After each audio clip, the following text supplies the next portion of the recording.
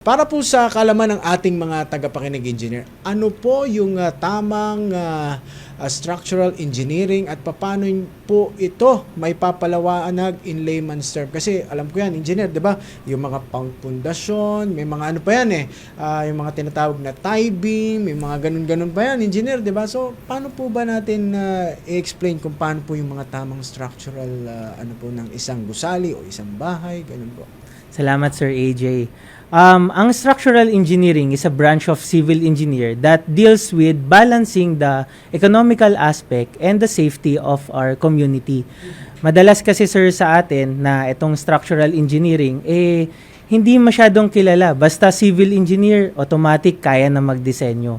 Meron tayong mga expertise katulad namin na structural engineer wherein ang major purpose namin sa isang proyekto ay tingnan kung ano ba dapat ang laki ng poste, lapad ng mga biga at ilan ba dapat ang bakal na gamitin sa bawat proyekto na binabalanse lang natin yung presyo, yung magiging cost ng isang project at the same time binabalanse natin yung safety.